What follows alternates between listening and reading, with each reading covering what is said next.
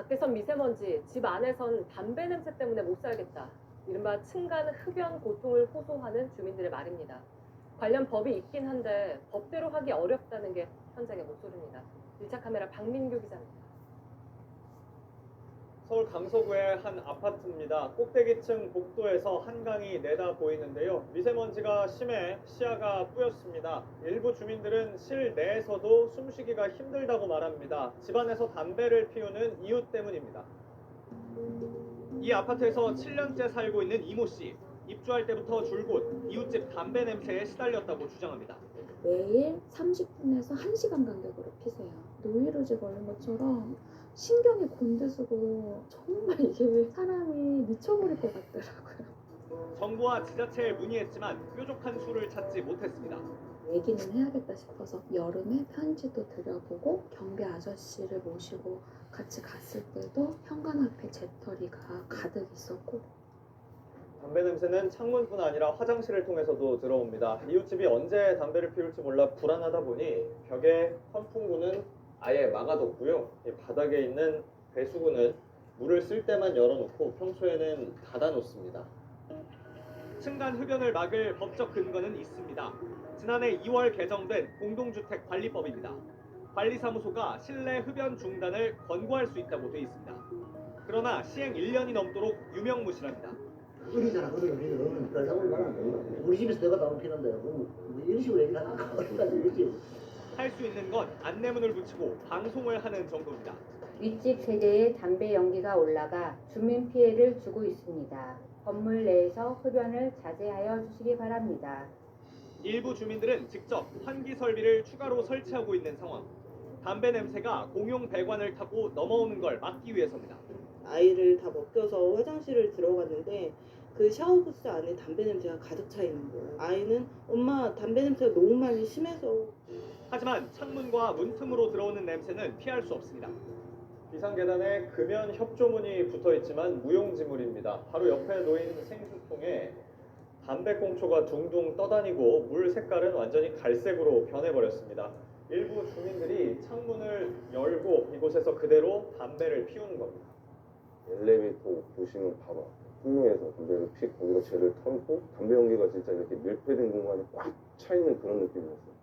아파트나 공동주택의 경우 주민 동의 절차를 거쳐 금연구역을 지정할 수 있습니다. 이미 금연 아파트인 곳들도 구청에 민원이 엄청 많대요.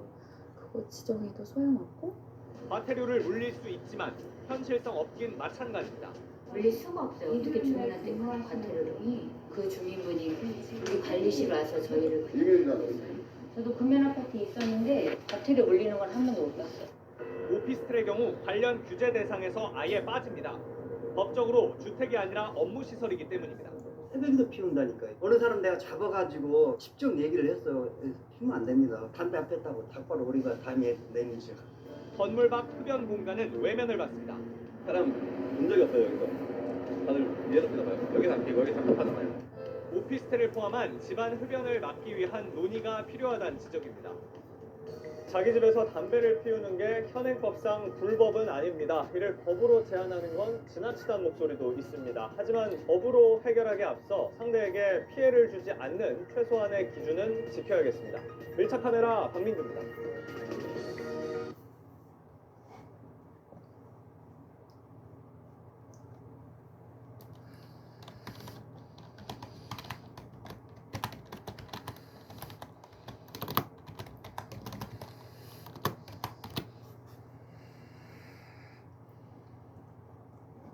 이 아이는 11살 정요한 군입니다. 축구 선수가 꿈이었던 요한이는 열흘 전쯤 초록불의 횡단보도를 건너다 우회전하던 화물차에 치여 목숨을 잃었습니다. 그리고 불과 나흘 뒤 2살 어린 또 다른 아이도 같은 사고로 세상을 떠났습니다. 뉴스룸은 다시는 가슴 아픈 일이 없길 바란다는 유족의 뜻에 따라 요한이의 얼굴과 이름을 공개하게 됐습니다. 1차 카메라 이상엽 기자. 빠른 속도로 달리는 대형 화물차가 오른쪽으로 방향을 꺾습니다. 초록불이 켜진 오른쪽 횡단보도엔 11살 정요한 군이 건너고 있었습니다. 요한 군은 그 자리에서 숨졌습니다. 꿈이 축구 선수였다고 자기도 꿈도 못 펼쳐보고 하는 것 같아서 진짜 너무 가슴이 아픕니다 진짜. 현장을 다시 가봤습니다. 사고 이후 얼마나 달라졌을지 카메라를 설치해 지켜보겠습니다. 길을 건너는 사람들 앞으로 우회전 차량들이 빠르게 지나갑니다. 거의 부딪힐 뻔했는데도 아랑곳하지 않습니다. 화물차는 다른 일반 차량보다 운전석이 높아 시야가 좁습니다. 운전석에서 보니 차량 오른쪽에 서 있는 사람이 잘 보이지 않습니다. 몇 걸음 옮겨봐도 마찬가지입니다. 상대적으로 키가 작은 어린이들은 말할 것도 없습니다. 공사 현장을 오가는 트럭들은 아이들의 등하굣길을 따라 빠른 속도로 달립니다. 직진 신호는 잘 지키는지 보겠습니다. 카메라를 든 취재진 앞에 화물차 한 대가 아찔하게 지나갑니다. 길을 건너려는 아이들을 보고도 그냥 내달리고 화물차 3대가 줄지어 달리기도 합니다. 모두 초록불이 켜진 횡단보도에서 일어나고 있는 일입니다. 요한군이 숨진 지 불과 일주일이 지났습니다. 아파트 재개발 공사가 한창인 이곳 주변엔 학교 10여 곳이 모여 있습니다. 덤프 트럭이 많이 다니니까 공사 때문에 조심조심히 봐가면서 운전하는 게 생겼습니다. 트럭 기사들도 아무리 신호가 초록불이 깜빡이더라도 사람들이 없다고 생각하면 안 되고. 사고를 막을 수도 있었습니다. 트럭들이 교통신호를 어긴다는 신고가 접수된 건 사고 한 달 전입니다. 하지만 주민 신고에도 현장은 그대로였습니다. 파란불에 박는다는 식으로 확 오더라고요. 이건 좀 아니다 싶어서 CCTV 자료 확보해서 경찰청 어플로 이제 민원을 넣었거든요. 조치가 전혀 없더라고요. 경찰은 관련 접수가 많아 미처 확인하지 못했다는 입장입니다. 공사 책임자도 찾아가 봤습니다. 검사일조가 됐던 시청시에서 관리하는 책임을 가지는 거가 해석을 내려줬어요. 인천의 또 다른 교차로입니다. 요한군이 숨지고 나흘 뒤 초록불에 횡단보도를 건너던 9살 아이가 우회전하는 화물차에 치여 숨졌습니다. 지금도 차량들은 횡단보도에 사람이 있든 없든 달리고 있습니다. 지난 10년간 횡단보도를 건너다 교통사고로 숨진 13세 이하 어린이는 350명이 넘습니다. 운전기사가 조심 안 하면 결국 생기는 거잖아요. 뭐 피해자들이 아무리 무비지도 안 되고. 내년부터는 보행자가 횡단보도에 발만 걸치고 있어도 무조건 멈추는 걸로 법이 바뀝니다. 지금 보시는 화면은 우회전하는 운전자의 시선에서 본 횡단보도입니다. 누가 주변에 있는지 잘 안 보입니다. 무조건 멈추고 살피지 않으면 더 이상 아이들에게 초록불은 안전한 곳이 될 수 없습니다. 1차 카메라 이상혁입니다.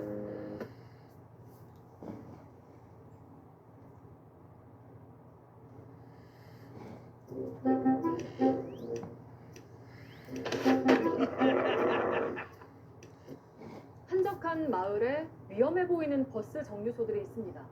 좀 고쳐달라고 주민들이 얘기를 해봤지만 달라지지 않습니다. 뭐가 문제인지 1차 카메라 이희령 기자가 둘러봤습니다. 충남 홍성의 한 중학교 개학날 아침입니다. 학생들이 버스에서 내린 뒤 무단횡단을 합니다. 버스 뒤에서 나온 차를 가까스로 피하는 아찔한 상황도 나옵니다. 어쩔 수 없는 도시에서 내려야 돼가지고.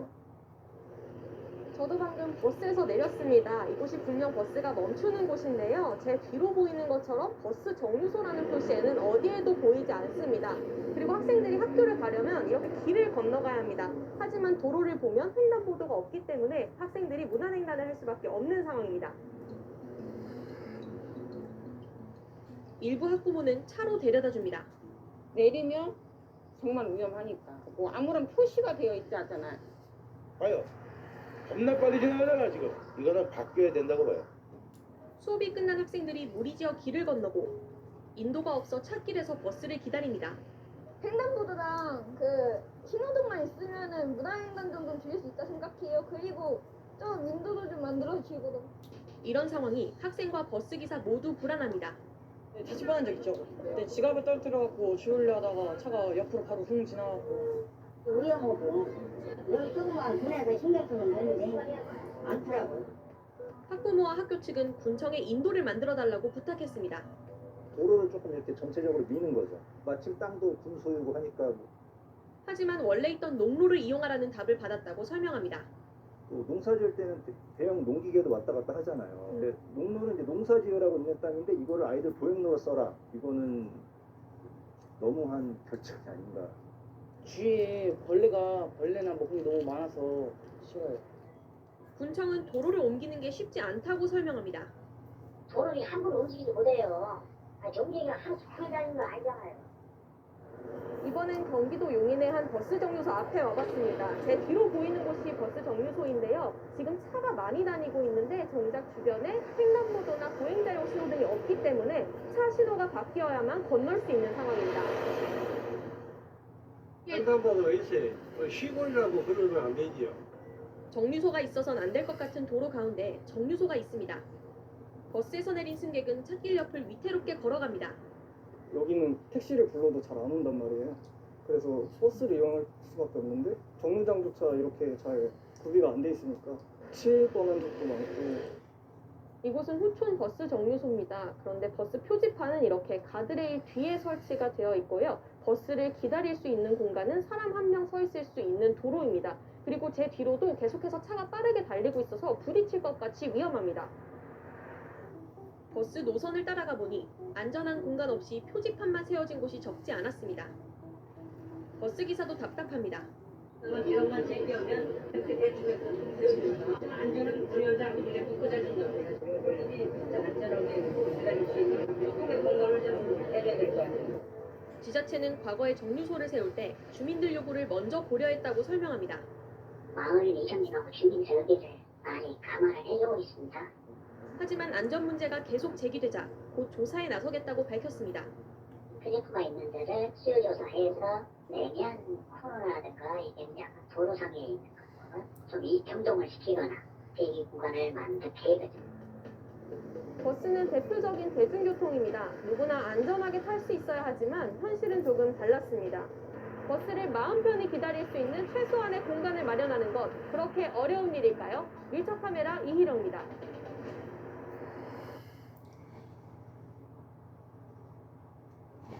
매일 방역복을 입고 버스를 모든 사람들이 있습니다. 해외에서 들어온 승객을 KTX역까지 태워주는 공항버스 기사들입니다. 아직 백신도 맞지 못하고 감염 우려 때문에 쉴 때도 버스에서 겨우 쉰다는 이들의 하루를 이희령 기자가 따라가 봤습니다. 텅 빈 인천공항 버스터미널에 버스가 들어섭니다. 입국자 전용 버스 6770번입니다. 기사 하문영 씨의 하루는 방역복을 입으며 시작합니다. 마스크도 2장씩 씁니다. 비말 마스크, 겉에는 테이프가 많이 답답해도 내 안전을 위해서는 그게 필수 있다고 생각을 해서. 조금 전 6770번 버스가 도착했습니다. 지금 제 뒤로 보이는 것처럼 외국에서 들어온 승객들을 태우고 이제 곧 광명역으로 출발을 할 예정인데요. 그런데 이 버스를 모는 기사님들 여전히 불안한 마음으로 하루하루를 보내고 있다고 합니다. 어떤 상황일지 직접 살펴보겠습니다. 승객들이 버스에 올라탑니다. 유학생, 한국 학생 와서요. 그 학생들 같이 이제 주택으로 이동하려고. 6년 정도 살았었는데 졸업을 해가지고 이제 아예 들어오게 됐어요. 어느새 붐비는 버스 안. 그래서 거의 만족이 됐어요. 23분입니다. 23명? 네. 한 승객이 항의를 합니다. 아, 손님이 많아서 저희가 어쩔 수가 없어요. 기사들도 승객들만큼 불안하지만 별다른 방법이 없습니다. 수시로 들었어요. 창쪽만 앉아야 되는 거 아니냐. 왜 이제 지시를 받고 이제 그 운전하는 사람들이라. 버스가 출발해도 긴장을 늦출 수 없습니다. 원래 드신 분들도 많고 전화하면서 코 이제 톡스크만 하고 통화하시는 분들도 꽤 있었고요. 지금 저희는 광명역에 도착했습니다. 뒤에 있는 이 버스도 인천공항에서 1시간 반을 달려서 조금 전 이곳에 들어왔는데요. 승객들에게 불편함은 없었을까요? 직접 물어보겠습니다. 문제가 없었다는 승객도 있지만 걱정하는 승객도 적지 않습니다. 많이 걱정했어요. 외국인들도 많고 관리 같은 그런 거 아무것도 없어서. 코로나 정부 방편들이라서. 잠시 숨을 돌릴 시간이 됐습니다. 벗어둔 방역복은 버스에서 말립니다. 땀이 차가지고 그걸 말리지 않으면 더 습해가지고. 지금은 승객이 모두 내리고 버스도 이렇게 텅 비었습니다. 하루에도 수많은 승객들이 드나들기 때문에 버스도 환기가 잘 되어야 하는데요. 그런데 제 옆에 보이는 것처럼 이렇게 창문이 전혀 없습니다. 그리고 이 뒤쪽으로 와야 이렇게 창문 하나가 있는 걸 볼 수가 있고요. 오늘같이 비가 오는 날에는 비가 들이치기 때문에 창문을 열기도 쉽지 않은 상황입니다. 앞쪽으로 한번 와보실까요? 운전석 쪽에 이렇게 가림막이 설치는 되어 있습니다. 이렇게 잘 막혀 있는 것처럼 보이지만 옆을 보면 완전히 뚫려 있기 때문에 사실상 보호가 된다고 보기 어렵습니다. 만족스럽지는 않죠. 그냥 왔다 갔다 하면 전부 다 이제 노출은 되는 거잖아요. 공용 휴게실을 가지 않고 차 안에 머뭅니다. 운행하고 나면은 다른 사람들과 같이 섞여 있는 것도 끔찍하죠. 저희 때문에 피해가 갈까 봐서 요가 매트 가지고 이제 깔고서 잠깐 누워 있는 사람도 있고. 1년 반째 이렇게 지내고 있지만 절반 넘게 아직 백신을 맞지 못했습니다. 시내버스도 지금 다 맞았는데 우리는 왜 이렇게 백신도 우선 접종 안 해주냐. 난 그 이해가 안 가요. 근데 나중에는 진짜 그런데 맞춰줄 생각이 없나고 당연히 나이대별로 그냥 맞아야 되겠다는 그 생각밖에 없었어요. 해외 입국자들이 편안하게 오고 갈 수 있었던 건 방역 최전선에 서 있었던 노동자들 덕분입니다. 다른 이들의 안전을 지키는 사람들도 안전하게 일할 수 있게 해달라는 목소리, 당연한 요구가 아닐까요? 1차 카메라 이희령입니다.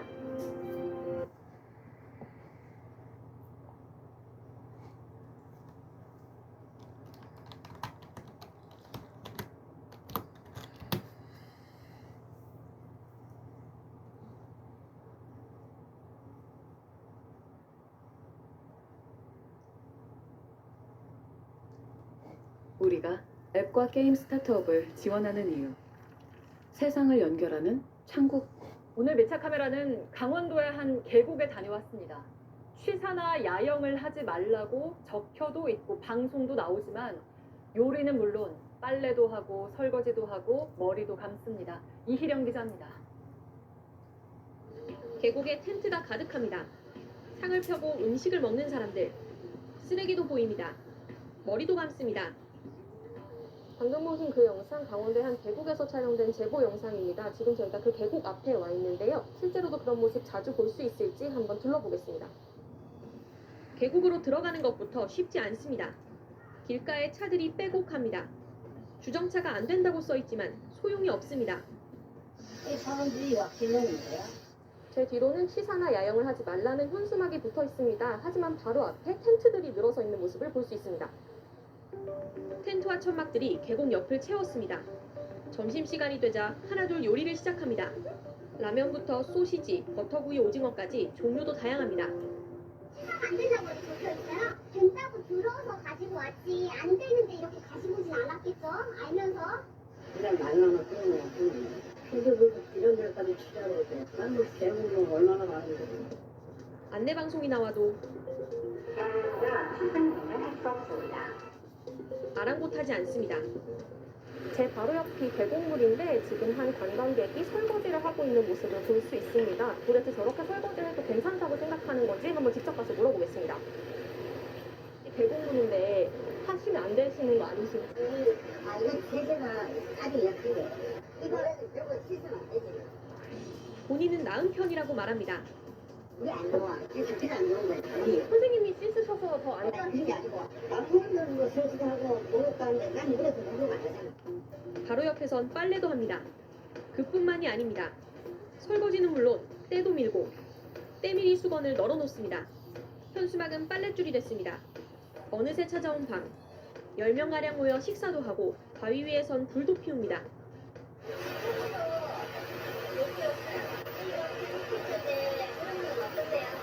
사람들이 떠난 계곡 아침에 다시 와봤습니다. 제 옆에는 아이들이 놀던 것으로 보이는 튜브가 그대로 버려져 있고요. 조금 더 뒤로 오면 불에 그을린 흔적 그리고 고기를 구워 먹은 불판도 보입니다. 좀 더 뒤쪽으로 가볼까요?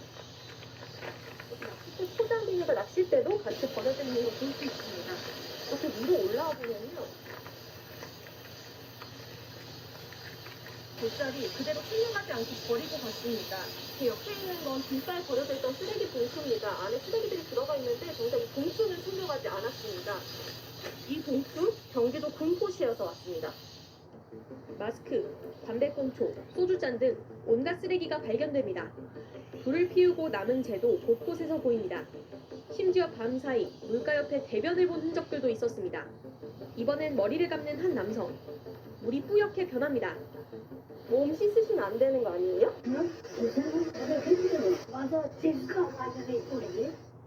오히려 취재진을 꾸짖는 사람도 있습니다. 안전을 할 때는 사람들이 안 되는 거예요. 오른쪽으로 생각하고 오른쪽으로 해야지. 이틀 동안 단속하는 모습은 볼 수 없었습니다. 뭐 가태료의 실적이나 그런 건 없습니다. 어떻게 오전에 내려가시면 그 일일이 다 그렇게 하기에는 저희도 좀 인력이나 그런 게 좀 힘든 상황이거든요 보면.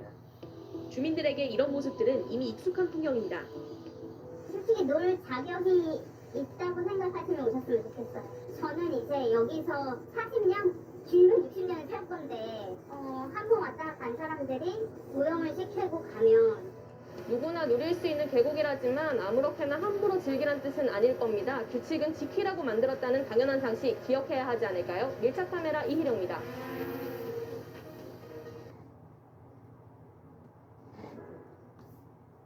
네, 김포 신도시의 퇴근길 사진입니다. 출근할 때도 마찬가지입니다. 출퇴근 시간이 어떤지가 삶의 질에 매우 중요하다고들 하는데 출근길에 만난 한 시민은 이제 출근인데 퇴근하고 싶을 정도로 힘들다고 했습니다. 시민들은 승강장과 열차가 너무 작다고 얘기합니다. 뭐가 문제인지 밀착카메라 서효정 기자가 가봤습니다. 얼마 전 저희한테 제보와 함께 사진 한 장이 도착했습니다. 이 사진을 보시면 에스컬레이터 쪽까지 사람들이 빽빽하게 차 있는 걸 볼 수가 있는데요. 대형 사고가 날 것 같다면서 꼭 취재를 해달라는 그런 내용이었습니다. 지금 이제 퇴근 시간인데 제가 한번 들어가서 확인해 보겠습니다.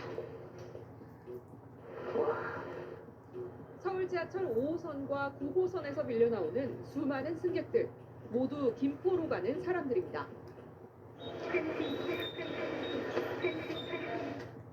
황급히 뛰어가는 사람들. 왜 이렇게 급하게 가시는 거예요? 저쪽 타이어로 지하철을 타려고 뛰는 거라 합니다.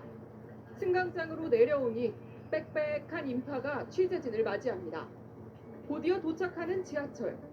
사람들이 떠밀리듯 열차에 오릅니다. 노약자는 한 발 물러섭니다. 너무 많은 것 같아. 사람이 너무 많아서. 언제 열차가 지나갔느냐는 듯이 승강장은 또 금세 북적입니다. 사람들은 끊임없이 밀려들어옵니다. 저녁 6시를 넘어서자 본격적으로 인파가 몰리기 시작합니다. 에스컬레이터 코앞까지 기다리는 사람들이 들어찼습니다. 실트간에 말도 못해요. 실트간 지옥체예요, 지옥. 열차는 또 떠나지만 승강장은 아직도 만원입니다. 발에 밟히거나 바닥에 찧었을 때 기분 안 좋죠. 저도 실수로 밟은 적도 있고. 퇴근길만 이런 걸까? 김포 시민들의 출근길은 더 빡빡하다고 하는데요. 저희가 시민 한 분을 만나서 출근길을 동행해 보도록 하겠습니다. 김포 풍무동에서 안양까지 전철로 출퇴근하는 홍석연 씨. 원래는 제가 한 6시 조금 넘어서 나옵니다. 훨씬 더 일찍 나올 때도 있고요. 역에 도착해 카드를 찍을 때까지만 해도 괜찮습니다. 승강장으로 내려왔습니다. 할 수 있어요? 이 차를 보내고 타야 돼. 보통 한 2-3번은 보내고 그래야 타야 돼. 차문에 손가락을 짚어 몸을 고정시키는 사람이 보입니다. 역시 안 타길 잘했습니다. 다음 차를 타야 돼요. 다음 지하철이 도착합니다. 이번 건 꼭 타야 지각을 면할 수 있습니다. 하지만 도저히 밀고 들어갈 수 없는 인파. 저는 못할 것 같아요. 결국 기자는 못 탔습니다. 홍씨만 가방이 끼인 채로 출발합니다. 가방이 끼가 지금 움직이지 못하고요. 기자도 다음 열차에 겨우 탑승합니다. 옆 사람과 정말로 가까운 거리. 휴대전화를 같이 볼 수 있을 정도입니다. 고촌에서 또 사람들이 왕창 타거든요. 여기 못 탈 것 같은데 또 고촌에서 사람들이 또 많이 탑니다. 다음 역인 고촌역에 도착하고 기다리는 사람은 또 한물입니다. 못할 것 같지만 사람들이 쭉쭉 밀려 들어옵니다. 뒤로 좀 물러나주세요. 이렇게 10분 정도를 달려 김포공항에 도착했지만 오늘은 그래도 나은 편입니다. 그나마 요즘 오신 게 조금 수월하게 타신 거예요. 이제 출근인데 전 퇴근하고 싶습니다. 너무 힘들어요. 김포도시철도의 출퇴근길 혼잡도는 150%를 웃돕니다. 김포시가 내놓은 해답은 차를 더 만들어 배차 간격을 줄이겠다는 겁니다.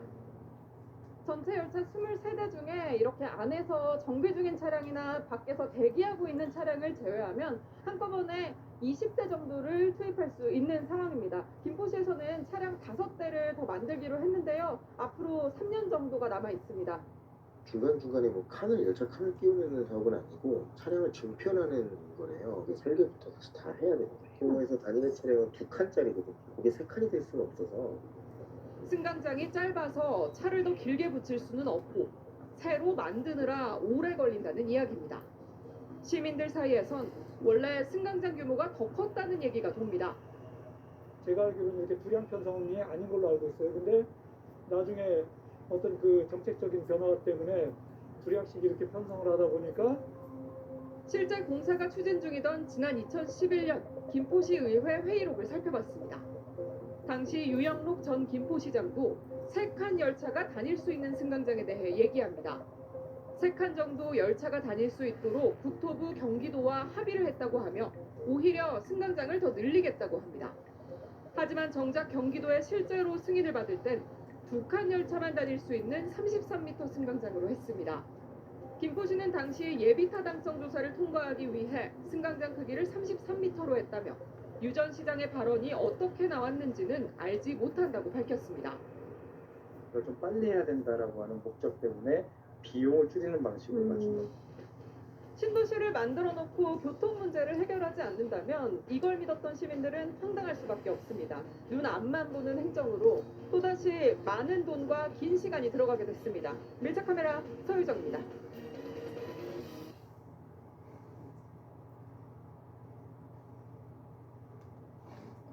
유튜브 프리미엄에서는 인터넷이 없어도 미리 다운받은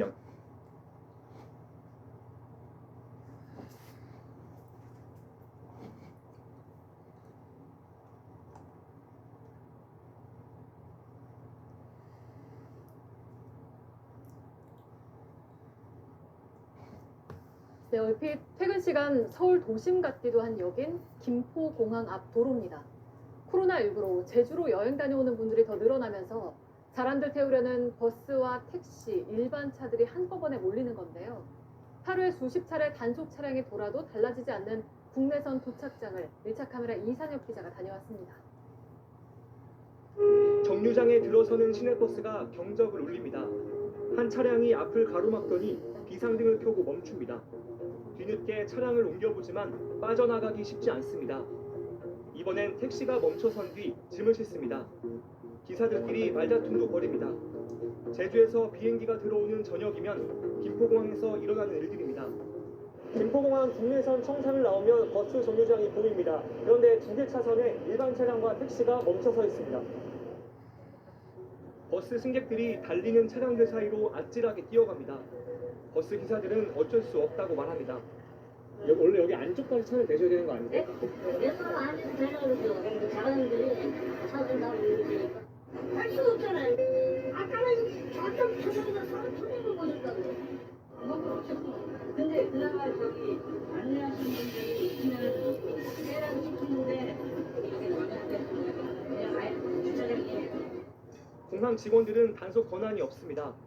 저희가 우선 안 내고 악용하는 분들도 있고 단속을 못하는 거 이거 알고 계세요? 퇴근하는 승무원들이 몰리고 아예 정류장 앞에서 짐을 싣는 차량들도 많습니다. 누가 싫은 거예요? 정신은 다 되는 거 아니에요? 택시들로 꽉 찬 차선엔 버스가 들어갈 틈이 안 보입니다. 이렇게 횡단보도를 건너면 바로 택시 승강장이 나옵니다. 공항은 택시가 승객을 태우려면 바로 이 승강장에 멈추도록 안내합니다. 택시 승강장이 따로 있는데도 버스 정류장에 몰리는 겁니다. 대부분 승객 호출을 받은 차들입니다. 여기 버스 정류장이라서 차를 빼줘야 되는데. 빈 차로 와서 장거리 손님만 태우려 하기도 합니다. 여기 버스 전용 정차 구역인데. 이 횡단보도 건너편에 아예 승강장이 있는데 혹시 불법 주정차 단속 차량이 뜨면 어떨까? 매일 출동해서 하루에 수십 차례 국내선 도착장 주변을 봅니다. 하지만 그때뿐입니다. 빼는가 싶더니 또 다른 차량이 정류장에 들어서길 반복합니다. 차가 한 바퀴만 굴러가면 안 찍혀요. 차가 이동했다는 걸로 인식이 되기 때문에 그마저도 행정 권한이 없어 지자체에 신고만 할 수 있습니다. 근데 굉장히 위험해서 저희도 인력수구 좀 해봤는데 지속적으로 변하지 않으면 이 부분이 해결되지 않고요. 지난해에만 신고 건수가 10,000건이 넘습니다. 승객들은 불안합니다. 아이 데리고 짐 들고 타기에는 버스가 너무 멀게 있고 주정차 단속하는 차들이 다니면 여기에 세워져 있던 차들이 일단은 자리를 옮기려고 하거든요. 그럴 때 되게 위험해 보여요. 강남이나 서울권에서 자주 보던 이제 그런 장면들이어서 위험한 상황이 혹여나 올 수도 있지 않을까 생각. 위험한 건 알지만 방법이 없다. 취재진 물음에 돌아온 답변입니다. 빨리 쉽게 하려는 일부 비양심 때문에 버스와 승객의 안전은 도로 밖으로 밀려나고 있습니다. 1차 카메라 이상형입니다.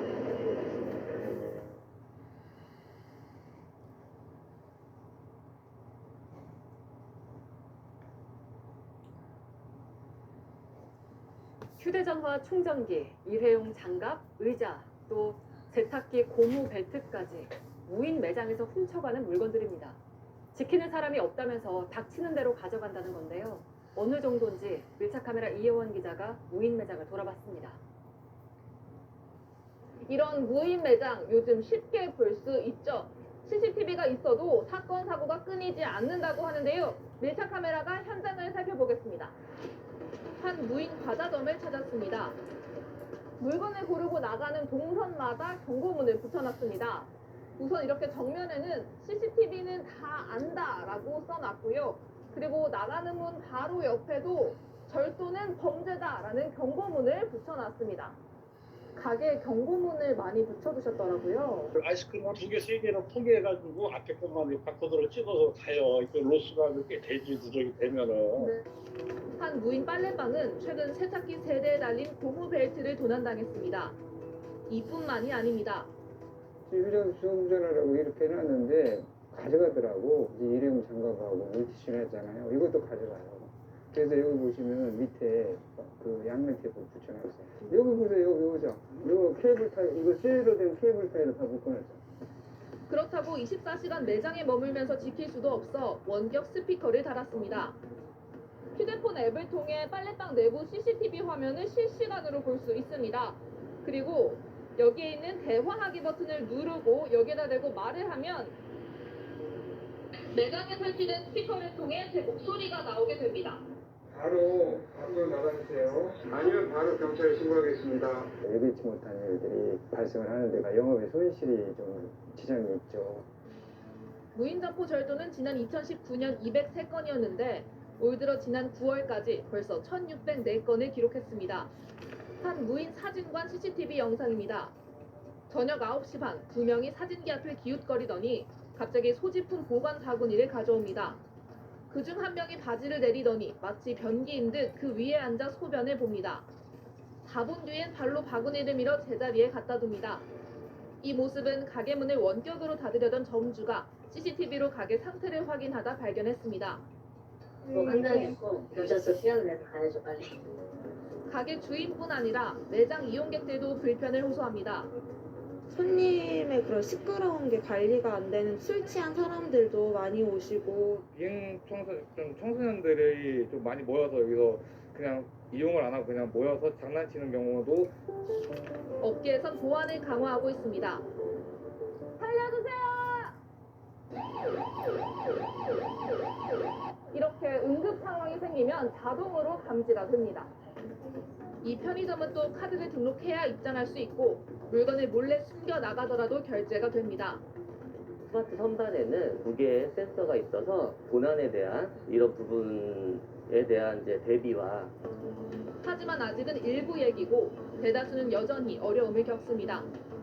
키오스크나 이런 게 잘 동작하지 않는다고 주먹으로 내리치는 것도 습관적으로 CCTV를 계속 쳐다보게 됩니다. 계속 피로감이 생기게 되고 사실 손님의 양심에 맡긴 채 운영되어지고 있다고 생각을 합니다. 조금 더 발전을 하려면 무인 점포에 맞는 보안 솔루션이 필요하다고 생각돼서 기술은 점점 발전하고 무인 매장의 보안도 강화되겠죠. 하지만 부끄러운 양심이 그대로라면 씁쓸한 장면은 계속 보일 수밖에 없을 겁니다. 밀착 카메라 이현입니다.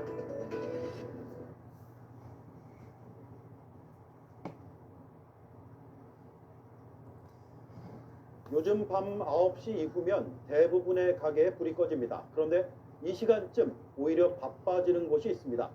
서울 동대문의 짝퉁거리입니다. 밤마다 노란 불빛이 켜진다는 그 현장을 이혜원 기자가 3일간 밀착 취재했습니다. 제가 있는 이곳은 서울 동대문 거리입니다. 지금은 별다른 특징이 없는 길이지만 밤이 되면 이곳은 완전히 달라진다고 하는데요. 한번 지켜보겠습니다. 저녁 7시 똑같이 생긴 흰 승합차들이 하나둘 나타납니다. 한 차선을 일렬로 빼곡히 메웁니다. 그 뒤로 노란 천막들이 펴지고 밤 9시가 가까워지자 불이 켜집니다. 영업이 시작된 겁니다. 노점으로 구청에 등록된 가게들로 모두 122곳입니다. 천막 안에 들어가 봤습니다. 네 대마다 각종 명품 브랜드 로고가 그려진 물건이 놓여 있습니다. 잠깐만, 오리지널 317만 원이고요. 이거 많이 나요. 말도 안 되는 가격, 가품입니다. 늦은 밤이지만 손님들이 몰립니다. 이거 얼마예요? 10만 원. 계산은 오직 현금입니다. 우리 현금밖에 안 되니까 사지가 안 되니까. 정품과 비슷하다고 강조합니다. 원래 노트북에 있는 거예요. 원래 있는 거지. 그게 10만 원 팔고 큰 거라도 15만 원 파는데 지금은 아니네. 몇장 어디서 만드는지 물어봤습니다. 아 이거 중국이에요? 아 중국에서 만들어서 홍콩으로 가고 전 세계 다 나가요. 물건이 많아도 일부만 꺼내놓습니다. 취재진이 사흘간 지켜봤는데 하루는 밤 11시쯤 갑자기 불이 꺼졌습니다. 아니 여기까지만 해 오늘은. 내가 이게 덮어야 되니까. 뭐예요? 한쪽만 피면 안 돼요. 네 대위가 어느새 치워졌습니다. 구청은 주 한 차례 이상 단속하고 가품을 압수하지만 한계가 있다고 설명합니다. 우리가 이제 거기를 뭐 이런 360을 시킬 수 있는 건 아니지 않습니까? 이미 관행처럼 자리 잡았습니다.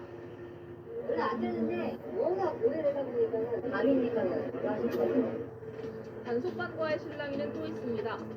가품들을 옮겨오는 차들 문제입니다. 제 옆에 있는 차들을 한번 보시면요. 이쪽을 보시면 이렇게 번호판을 물건으로 가려놨습니다. 또 기본적으로 앞차와 아주 가까이 대놨는데요. 이 차도 보시면 역시 마찬가지로 번호판이 쉽게 보이지 않습니다. 주정차 단속을 피하는 꼼수인데 의자부터 나무 합판까지 동원됐습니다. 우리가 직접 내려가지고 횡단보도에 세우기도 합니다. 사대지 말라고 했잖아요. 사용하고 횡단보도에다 왜 타는 데세요? 새벽 2시가 넘어가면서 이곳에 있던 모든 노란 천막이 사라졌습니다. 동시에 이쪽 차선을 가득 메우고 있던 차들도 떠나면서 지금은 다시 이렇게 뻥 뚫렸습니다. 상인들은 가품 장사도 예전 같지 않다고 말합니다.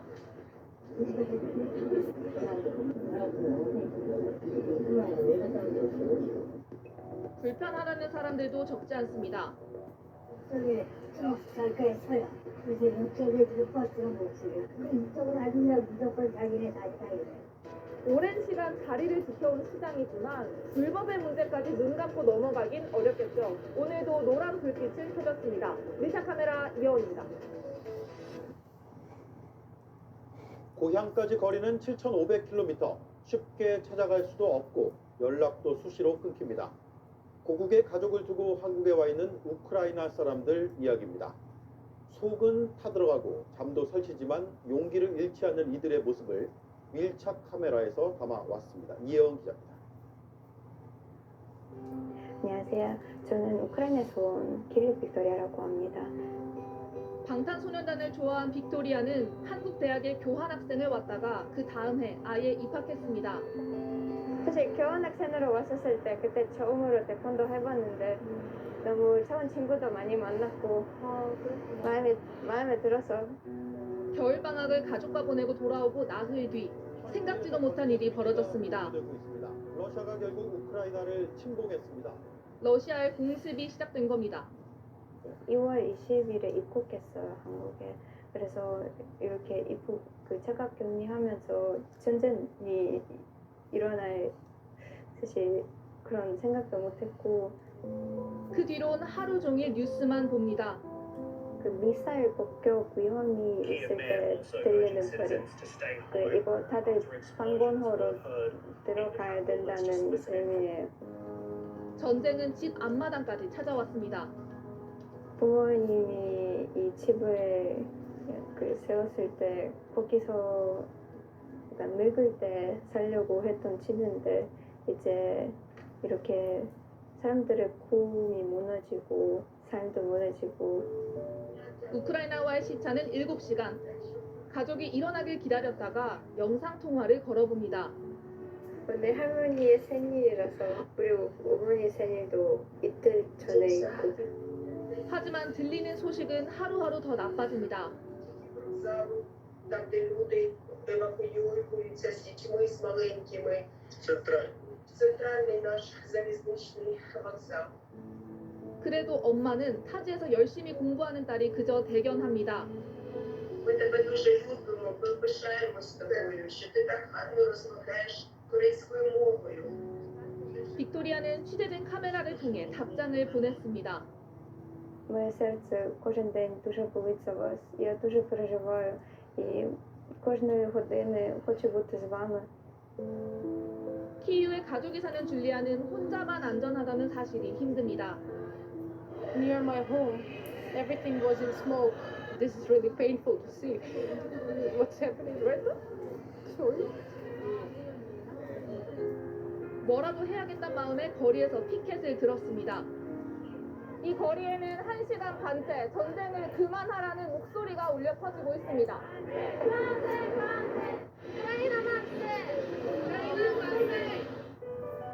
카테리나의 엄마는 딸에게 지하실로 대피했다며 소식을 보내왔습니다. Кукуруза, так. А що у нас тут ще? Ага. Картошку вже з'їв. Мундірка. Ні, ще одна мундірка осталася. Ну і хліб, понятно, короче. 통신은 자주 끊깁니다. 엄마 어때? 엄마 잘 지내? 지금 뭐 인터넷 나쁘면 안 되면 저는 그냥 기다리고 있어요. 꿈이라는 이름의 세계에서 가장 큰 우크라이나 항공기가 폭격된 날 올리아의 엄마는 많이 울었습니다. And she was crying about it because she said we were so proud of it. Our country was so proud of this plane because it's one and only in the whole world. 친구의 연락에도 올리아의 가슴은 미어집니다.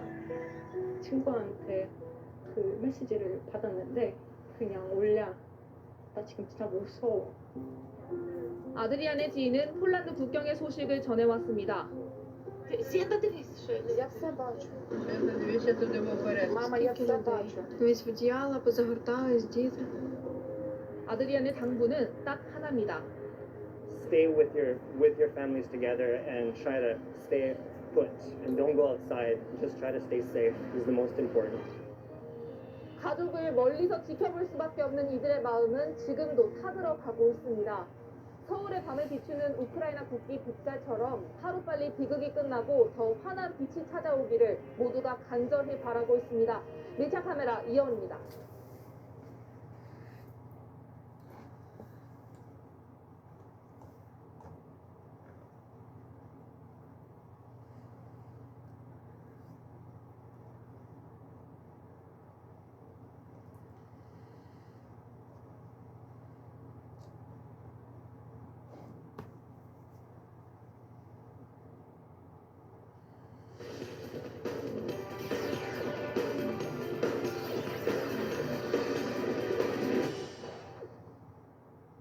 좁은 노래방에서 10명이 모여 추위를 피하거나 직원의 눈을 피해 PC방에서 도망치는 모습. 저희 취재진 카메라에 잡힌 가출 청소년들의 모습이었습니다. 춥고 배고픈 거리의 아이들을 밀착 카메라 안지현 기자가 따라가 봤습니다. 서울 신림동. 매주 월요일 저녁 이곳에 조금 특별한 식당이 열립니다. 서울 신림동에 위치한 이곳은 청소년을 위한 심야 식당입니다. 이 가출 청소년을 비롯해 청소년은 누구나 이곳에서 따뜻한 밥을 먹을 수 있다고 하는데요. 이 천막 안쪽으로 한번 들어가 보겠습니다. 간이 식탁이 마련된 천막 안에서는 도시락 준비가 한창입니다. 곧이어 중고등학생들이 하나둘씩 찾아옵니다. 지나갈 때 보이면은 구경하고 다 먹을 때도 맛있는 거 시켜서. 이 가운데는 가출 청소년도 있습니다. 여기 안 오는 날은 어디 가서 밥 먹어요? 안 먹어요. 가정 폭력을 피해 집을 나왔다고 말합니다. 아니 그냥 뭐 항상 똑같아요 그냥. 머리 끄댕이 먼저 잡고 내립친다 끄댕이 때리고. 가출 청소년끼리 함께 지내는 일명 가출팸도 단골 손님입니다. 요새 쉼터에 지내요, 도시락을 주지만 상담을 강요하진 않습니다. 최대한 기다려준다. 그러니까 아이들한테 뭔가를 덧박지만 요구하지 않고 아이들이 늘 왔을 때 여기서 어떤 같은 느낌을 받으면서 스스로 좀 변화할 수 있기를 기다려주는 곳이다. 자정이 되자 준비한 70개 도시락 대부분이 없어졌습니다. 같은 시각 신림동 24시간 햄버거 가게에 청소년들이 모여 있습니다.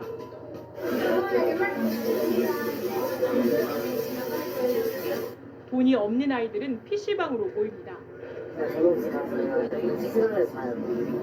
이마저도 밤 10시가 넘어 미성년자들은 출입을 들킬까 도망치거나 숨기 바쁩니다.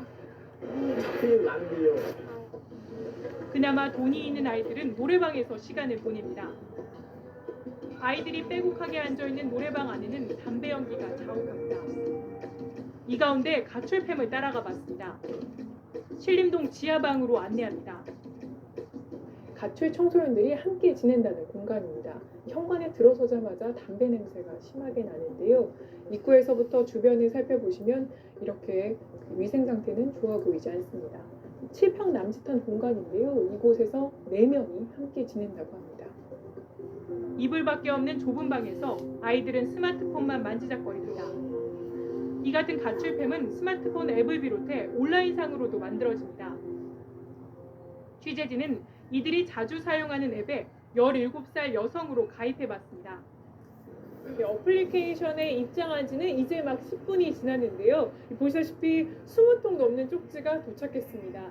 안에 내용을 보니까 대부분 조건 만남을 원하는 글들이 많이 올라왔습니다. 이번엔 온라인 카페에 가출팸을 구한다는 글을 올렸더니 1분 만에 댓글이 달렸습니다.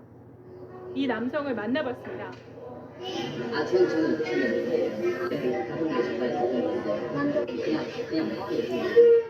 그러면서 다른 아이들은 조건 만남을 한다고 말해줍니다. 이게 당일로 가는 게 낫지. 내 처음 진행 안 되는데. 이후 취재진을 눈치채고 금세 달아나 버립니다. 이후 여러 차례 연결을 시도해봤지만 닿지 않았습니다. 정부와 지자체에서는 이들을 위한 쉼터를 운영 중입니다. 이곳은 서울 금천구에 있는 단기 청소년 쉼터입니다. 만 9세에서 24세까지 이곳을 이용할 수 있는데요. 옆에 보시면 청소년들이 TV를 시청할 수 있는 거실이 있습니다. 더 안쪽으로 들어가 보면 많은 방이 나오는데요. 이곳에서 아이들이 잠을 잔다고 합니다. 쉼터에서 가장 인기가 많은 곳은 노래방. 각종 수업도 들을 수 있습니다. 이곳에 온 20여 명의 아이들은 저마다 사연이 있습니다. 아빠를 만났다가 그게 걸려서 나가서 지내라 해서 나왔는데 며칠 뒤에 가보니까 엄마가 이미 이사를 가버리고 그나마 쉼터를 통해서 얻게 된 것이 많다고 말합니다. 일단 제가 등본상에서 없는 것처럼 돼 있어서 등본 다시 찾고 민증도 새로 만들고 그게 좋았어요. 이 같은 청소년 쉼터는 전국에 119개, 수용 인원은 1250명에 그칩니다. 이동형 쉼터도 늘고 있지만 전국에 10개뿐입니다. 청소년 쉼터에 대한 편견도 걸림돌입니다. 쟤네들이 모이는 장소는 도둑질하고 나쁜 짓 하는 애들이다. 이렇게 인식을 갖고 있는 부분을 조금 해소시킬 필요가 있을 것 같아요. 청소년 심야 식당이 차려졌던 곳입니다. 이제 6일이 지나야 또다시 심야 식당이 열리게 되는데요. 영하 10도인 지금은 전국 20만 명의 가출 청소년들이 어디에서 먹을 것과 잘 곳을 찾아 헤매고 있을까요? 밀착 카메라 안지연입니다.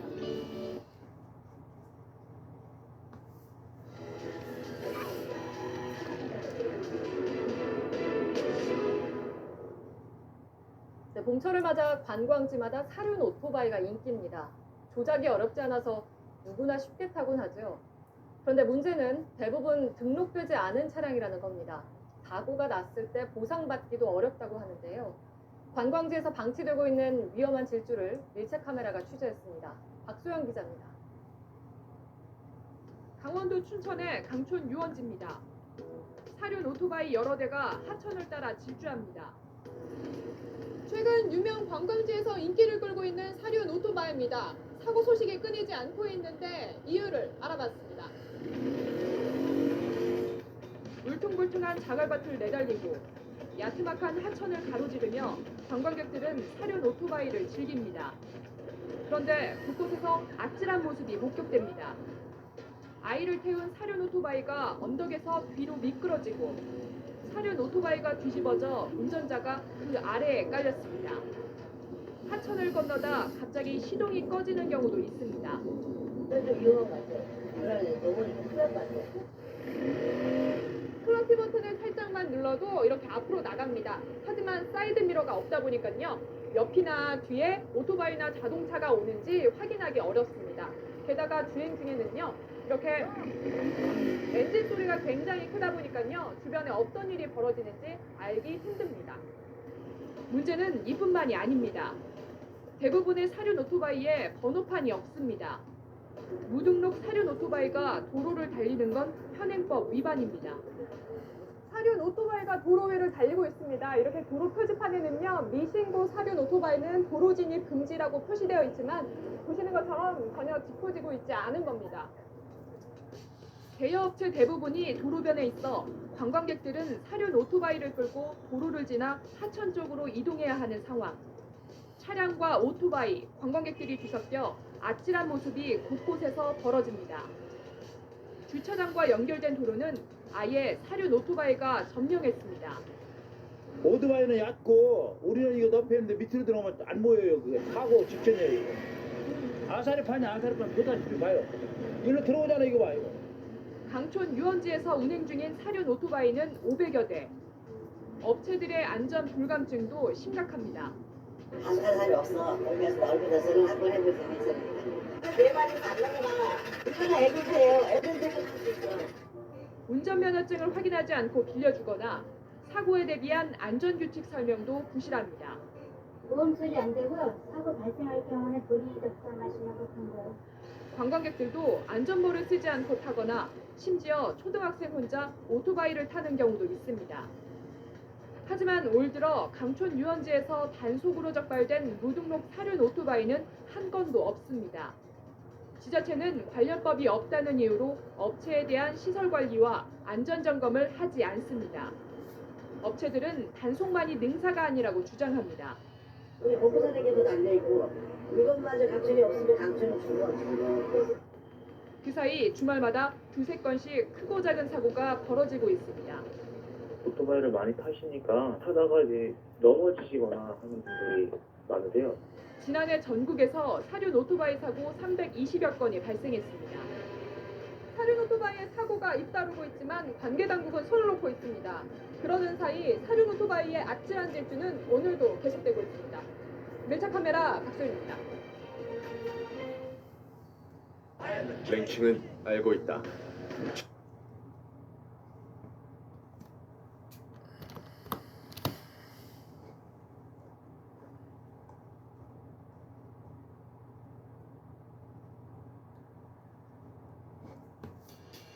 사연이요? 사연을 들어야 책을 드릴 수 있어요. 아니 너무 맛있는데? 근데 왜 별점? 밤마다 카메라를 들고 공포 체험을 하러 다니는 사람들이 있습니다. 방치된 건물이나 버려진 집으로 가서 소동을 피운다고 하는데요. 안전 문제도 있겠지만 사람이 아직 살고 있는 아파트로 가기도 합니다. 밀착 카메라 이혜원 기자가 주민들을 만나봤습니다. 1969년에 준공된 부산의 한 아파트입니다. 재개발이 예정된 이곳은 240세대 중 6세대만 남기고 모두 떠났습니다. 아파트 곳곳에선 사람이 살지 않는 흔적을 찾아볼 수 있습니다. 먼저 저쪽을 보시면요. 빈집의 경우에 뻥 뚫린 창문 내부로 안에 집기가 그대로 보이고요. 또 건물 외벽도 문과 연결된 바로 앞인데도 불구하고 파손된 채 방치된 거를 볼 수 있습니다. 그런데 이상한 점도 보입니다. 이쪽을 한번 보실까요? 여기도 분명 빈집인데 몇몇 유리창만 무언가 충격을 맞은 듯 깨져 있습니다. 이 아파트는 공포 체험을 하는 사람들 사이에서 이른바 흉가로 알려져 있는데 주민들은 사람들이 밤에 찾아와 유리창을 깨트리곤 한다고 말합니다. 유튜브 이런 애들이 와갖고 독식을 뜨는 거예요. 제가 처음에 짜고 그런 거 찍으려고 온 거예요. 다 깨지잖아. 아파트 복도로 들어와 봤습니다. 이쪽을 한번 보실까요? 이렇게 계량기를 둘 수 있는 공간은 10개가 넘는데 지금 설치가 된 건 3대뿐입니다. 안쪽도 한번 확인해 보겠습니다. 이렇게 빈집의 경우에 살짝 열려있는 창문 틈으로나마 안에 아무도 살지 않는다는 걸 확인할 수 있습니다. 공포 체험을 하러 온 이들은 어느 곳이 빈집인지 확인하려 집집마다 두드리는데 주민들에겐 큰 두려움입니다. 두드려갖고 기척이 없으면 저 뜯고 들어와서 걸고 가는 거예요. 그래서 제가 경찰 불렀다. 그래서 내가 토치라이트도 샀어 이걸로. 저 얼굴 확인을 하고. 아무도 살지 않는 아파트 한 동은 아예 입구를 막았습니다. 술 먹고 막 얼마나 끄댕이 막 와가지고 사람 많지 끄댕이. 지금 사찰을 다 문을 다 막아버렸지. 결국 경찰과 지자체가 치안 협의체를 만들었습니다. 경찰서에서는 순찰 활동을 강화하고 지자체에서는 CCTV를 설치하고 현수막도 하나 걸었고요. 공포 체험을 하는 사람들이 주소를 공유하는 또 다른 건물도 가봤습니다. 4층 규모의 건물이 뼈대만 남아 있습니다. 여기가 방치된 건물이어서요. 이렇게 휴대폰 조명을 비추지 않으면 앞에 뭐가 있는지 잘 보이지도 않습니다. 이쪽에 이렇게 튀어나온 철근이 많이 있어서 조심하지 않으면 좀 다치기 쉬워 보이고요. 이 안쪽을 한번 살펴볼까요? 저기 뭔가 글씨가 적혀 있는데요. 이 벽을 보시면 누가 이렇게 귀신 나옴이라고 적어두고 갔습니다. 흉가 체험을 온 사람들의 흔적인 겁니다. 저기까지 와요. 계속 와요. 와 하고 소리면 여기서 막 금방 죽는다고 소리 지르고. 날이 밝은 뒤 다시 찾아가 봤습니다. 건물 안쪽을 조금 살펴보겠습니다. 먼저 저쪽을 한번 보실까요? 이렇게 누군가 불을 피운 흔적을 볼 수 있습니다. 한 층 더 올라가 보겠습니다. 여기를 보시면요. 이렇게 바닥 대부분이 뻥 뚫려 있습니다. 그런데 저 벽 안쪽을 한번 보실까요? 이렇게 누군가 안에 들어가서 낙서를 한 흔적이 남아 있습니다. 식당으로 지어지려던 이 건물은 건축주의 부도로 2019년부터 이 상태로 멈춰 있습니다. 경매에 넘어가서 다른 분한테 넘어가든 그분이 대개를 하시는 올해 안에 뭐 정리는 될 것 같긴 하고요. 주변 상인들은 사고나 불미스러운 일이 생길까 불안해합니다. 재단 난이 완벽하지도 않는데 난감도 잘못하면 큰일 나잖아요. 사고 위험성도 있고 또 젊은 애들 또 무슨 일이 있을지 모르잖아요. 누군가 잠깐의 짜릿함을 즐길 때 누군가는 불쾌한 방문에 스트레스를 받습니다. 다른 사람의 터전에서 소란을 피우는 것까지 공포 체험이란 말로 포장할 수는 없을 겁니다. 밀착 카메라 이현입니다.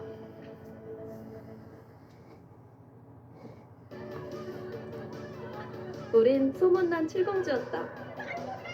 언제 어디서 네, 현관문을 용접해서 막고 가전제품도 사라졌습니다. 입주민과 시행사의 갈등으로 서울의 한 아파트 단지에서 이런 일이 벌어졌습니다. 밀착 카메라 이희령 기자입니다. 용역 인력이 집 앞에 모여 있습니다. 현관문 바로 앞에 드럼통을 놓더니 용접을 하기 시작합니다. 현관문 잠금 장치를 부수기도 합니다. 서울 서대문구의 한 아파트에서 벌어진 일입니다. 공사 과정에서 추가 비용이 발생하자 아파트 시행사가 일반 분양 주민들에게 가구당 1,760만 원을 더 내라고 요구하면서 갈등이 시작됐습니다. 취재진이 만난 한 주민, 돈을 내지 않으니 시행사가 이사를 막았다고 합니다. 서울시 도로기사에서 용달차 그때 한 대 불러서 김치 냉장고 하나랑 식탁 하나, 그다음에 이불, 애들 옷까지도 챙겨가지고. 전기 차단기를 또 떼어갈까 쇠사슬로 묶어뒀습니다. 애들도 있는데 추운데 불도 안 되고 물도 아까워 다니잖아요. 그럼 빨리 그냥 이렇게 자꾸 좀 채워놓은 거예요. 불안하니까. 지난해 11월 입주자들이 추가금 없이 잔금을 치르면 집을 넘겨주라는 법원 판결이 나왔음에도 방해가 이어졌다고 설명합니다. 선생님이 이겼는데 갑자기 무슨 용역들이 와가지고 이사를 막 막고 뭐 어디로 들어눕고 막 진짜 말 그대로 드라마에 나오는 그런 장면들이 막 연출이 되니까 황당하죠. 피해를 입은 집 쪽으로 와봤습니다. 안으로 들어가려면 이렇게 벨을 누르고 소리를 내야 하는데 소리가 들리지 않습니다. 어떻게 된 일일지 안에 들어가서 확인해 보겠습니다. 벽에 붙은 가족 사진을 드러내자 무언가 떼어진 흔적이 보입니다. 현관용 단말기가 붙어 있어야 할 자리입니다. 겉으로 보면 아무튼 제건데 여기 열어보면은 월패드 떼가가지고 주방도 상황은 비슷합니다. 원래는 스카트 5분 있어야 되는 자리는 근데 이제 다 떼가서 너무 횡하니까 저희가 식기세척기 집어넣고요. 추가 금액을 2억 원 넘게 요구받은 기존 토지주들도 시행사와 법적 다툼을 벌이고 있습니다. 가정집 현관문 앞에는 이렇게 출입을 통제한다는 스티커가 붙어 있습니다. 그리고 문을 열어보려고 했는데 아예 열리지도 않고 흔들림조차 없습니다. 창문은 열리는지 사다리차를 타고 올라가 봤습니다. 생각보다 높네요. 아파트 외부 창문 쪽으로 올라가 봤습니다. 창문을 열어볼까 하는데요. 힘을 줘도 열리지 않습니다. 이쪽 창문은 어떨까요? 이곳도 마찬가지입니다. 아예 창문이 잠겨 있는 겁니다. 창문에다가 작업을 해야만 들어갈 수 있는 상황입니다. 유리 시공 작업자들이 잠금 장치를 열었습니다. 이런 인간 드물어요. 누가 이런 기능을 내렸어요? 집 안쪽으로 들어와 봤습니다. 현관문은 어떻게 돼 있을까요? 살펴보니까 이 아래쪽 그리고 문 위쪽에도 이렇게 두 곳이 용접이 돼 있습니다. 문을 한번 열어보려고 했더니 움직이질 않고요. 잠금 장치를 눌렀지만 여전히 열 수는 없는 상황입니다. 다른 집에도 집주인과 함께 올라가 봤습니다. 진짜 이게 무슨 일이었죠? 내 집에 들어오기가 힘들어. 문이 용접돼 있고 가전제품은 사라졌습니다. 여기 그때 가스레인지 있었는데 소드가 없네. 뭐야 어딜 가서 이사 갔어? 토지주 측 대표는 시행사가 추가 금액에 대해 제대로 설명한 적이 없다고 주장합니다. 금액 자체가 근거가 없는 금액이다. 왜 이렇게 나왔냐? 모르는데 자꾸. 시행사는 용역들을 동원해 물리적 조치를 한 건 정당한 대응이라는 입장입니다. 돈을 냈으면은 정상적으로 우리가 키를 받아가지고 할 텐데 또 키를 바꿔가지고 왜 들어가 방해할 수밖에 없잖아. 또 토지주들에게 추가 금액 산정 근거도 이미 제시했다고 했습니다. 작년 9월에 이걸 달라고 그래서 이렇게 제공해줬다 얘기야. 근데 지금까지 한마디도 없어. 주민들과 시행사 간 갈등의 흔적은 지금도 이렇게 남아 있습니다. 소송도 아직 끝나지 않았습니다. 내 집에서 마음 편히 살고 싶다는 바람 언제쯤에야 이뤄질 수 있을까요? 밀착 카메라 이희령입니다.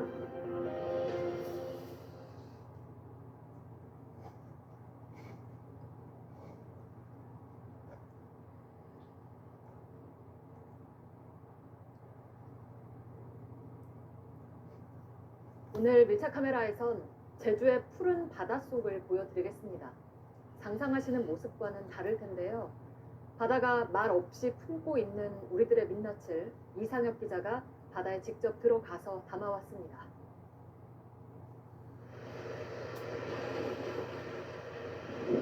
그러니까 노을이 가장 이쁘게 지는 곳, 뭐 몰디브나 세부나 이런 아름다운 동남아 바다 못지않는 곳인데 물고기 절로 갔다가 일로 왔다가 해초들 사이에 우리 때문에 숨었다가 나왔다가 안에 어떤 게 들어있을지 너무 궁금하고 전 세계 어디를 가도 이렇게 이쁜 바다들이 없는 것처럼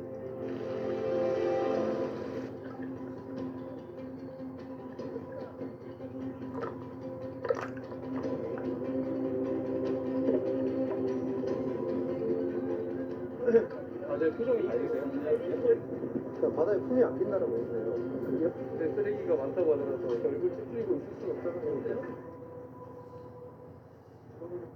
아주 좋습니다. 남자는 오늘은 기쁜 마음으로 같이 달려봅시다. 들어가면 이제 어떤 재밌는 것들이 나올지 한번. 힐링 찾아갔어요. 먹고 갈래?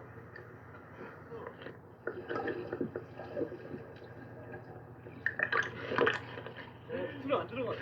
쉽지 않죠. 나이스.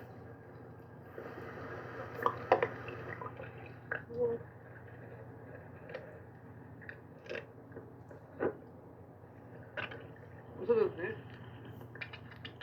어려워. 원래 잘한 것 같아요. 네, 너무너무 잘하셨어요. 처음이신데도 불구하고 풍덩 소리가 진짜 멋있었어요, 정말.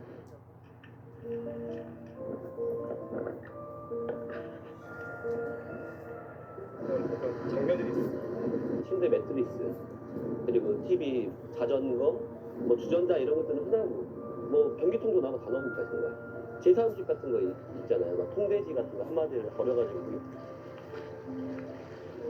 밖에서 보기에는 엄청나게 아름다운 바다죠. 그리고 안쪽에서 바깥을 바라볼 때도 굉장히 아름다워요. 그렇지만 그 너머에 또 더 안쪽을 보면 눈물밖에 안 나죠. 네.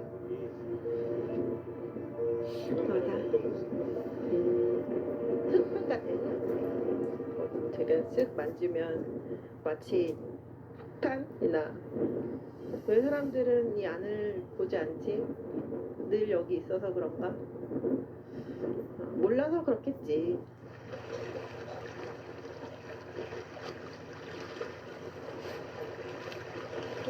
언젠가 그 예쁜 바다를 보지 못할 수도 있겠다라는 생각을 혹시 하시나요? 그럼요. 네, 바다는 이미 저기에서 다른 누군가와 다른 이야기를 하고 있을 수 있거든요. 겉으로 봤을 때는 가능성이 있는 바다고요. 들어갔을 때는 가능성이 없는 바다고요. 단 한 마리의 물고기도 보지 못했다라고 하는 건 문제가 있는 거죠. 그게 현실입니다. 우리는 오늘도 일처를 지켰다라는 얘기를 자주 해요. 뭐 쓰레기 몇 개 줍는다고 해서 좋은 바다가 되지 않고 지구가 정화가 되지 않죠. 설 수 있는 골든타임이 얼마 남지 않았어요.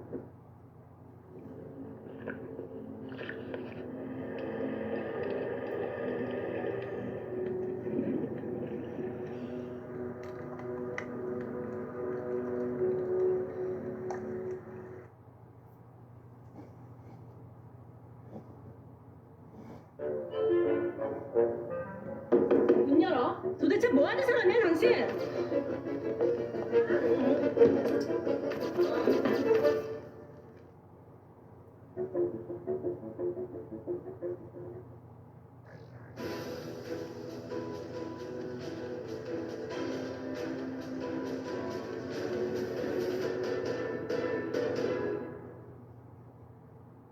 도심 한복판에 있는 아파트인데 수돗물이 나오지 않는 곳이 있습니다. 주민들은 수십 년째 수돗물 대신에 지하수를 쓰고 있는데요. 최근에는 수질이 나빠져서 이마저도 쓸 수가 없게 됐습니다. 물을 뜨러 약수터까지 가야 하는 상황입니다. 1차 카메라 이선화 기자입니다. 대전역에서 차로 15분 정도 떨어진 곳에 있는 석교동입니다. 이 주택가 사이로 하얀 아파트 한 동이 자리 잡은 게 보이실 텐데요. 이 지역에서 가장 처음 생긴 아파트라고 합니다. 그런데 이 아파트는 수십 년째 수돗물이 나오지 않고 있다고 하는데요. 주민들은 어떻게 생활하고 있을까요? 쇠아파트 피해 주민들이 삼삼오오 모여 있습니다. 서로 안부를 묻자 물을 뜨러 갔다고 말합니다. 어르신들이 물 들어가서 지하수 찾아먹지 않으면 약수터 가서 떠다먹는. 올해로 49년째 되는 이 아파트. 겉보기엔 멀쩡합니다. 구조나 안전 진단에서도 정상 판정을 받았습니다. 하지만 물이 문제입니다. 아파트를 지을 때 상수도 대신 지하수를 이용하도록 만든 게 지금까지 이어지고 있는 겁니다. 물을 먹을 수만 있으면 그 지하수도 상관없는데 물을 못 먹어. 먹질 못해. 이게 석회가루가 묻어가지고 아래게 닦았는데도 이렇게 돼요. 마르고 파같이 이렇게 하얗게 돼요. 이렇게 말르면 이렇게 하얗게 돼요. 현재 이 아파트에 살고 있는 주민 40여 가구에게 제공되는 지하수는 여기 있는 물탱크에서 나오는 겁니다. 이 한눈에 봐도 굉장히 낡아 보이는데 이마저도 주민들이 매번 청소를 하고 있지만 여기에 직접 소독약을 치지 않고는 사용할 수 없을 정도라고 합니다. 일주일에 한 번씩 소독하지만 여전히 목욕을 하거나 마실 수는 없습니다. 이거 시초도 갈기로 자꾸 몸이 근질근질하고 갈기롭고. 봐요, 이거 이 설두말이 왜 여기 올라오면서 이 긁어갖고 샤워하고 목욕하면 갈겨서 긁으니까 이렇게 왜 그거 상처 안 하고 이 먹겠냐고 하는 거지. 인근 약수터에서 물을 나르는 게 일상입니다. 지하수라면 안 왔지. 아이고 수돗물 있어갖고 손님 오야 사다 먹죠. 보니까 손님들 오면요 이물 안 먹으려고 그래요. 평소에는 그냥 이물 떠다 먹죠. 아파트에서 차로 10분 정도 떨어진 약수터입니다. 주민들은 이곳 약수터에서 물을 떠간다고 하는데요.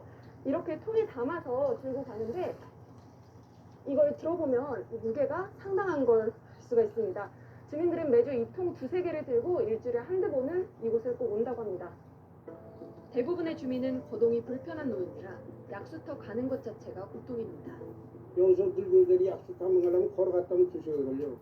매일 생수를 사 먹기도 어렵습니다. 마트에서 3만 원짜리 사야 배달을 해준다거든. 3만 원 돈이 어디가 있어? 이게 2병 많이 갖고 3병 갖고 이제 나 끌고 다니고. 지금이라도 상수도 연결 공사를 할 수는 있습니다. 문제는 비용입니다. 세대당 57만 원가량이 듭니다.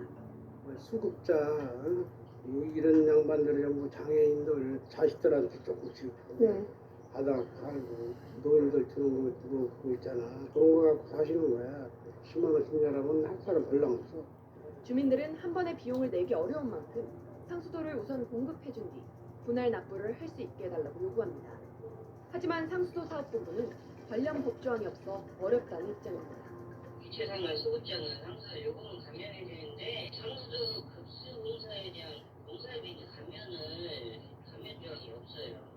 또 많은 주민들이 세입자라 집주인 동의를 얻는 것도 걸림돌입니다. 전체 다 동의를 하셔야 돼요. 공동주택이기 때문에 어느 길은 지하수를 건너오신 상수도로 놓는 그렇게는 구분이 안 되잖아요. 주민들은 선거철만 되면 찾아오는 후보자들에게 또다시 희망을 걸고 있습니다. 국비와 시비 등 다양한 방법으로 예산을 마련해 추진하겠다고 말합니다. 올해도 역시 새로운 후보자가 개선을 약속했습니다. 현재 전국적으로 100가구 중 97가구에는 상수도가 공급되고 있습니다. 건강하게 살 권리 중 가장 기본인 깨끗한 물을 마실 수 있는 권리. 이곳 주민들은 언제쯤 누릴 수 있게 될까요? 밀착 카메라 이선아입니다.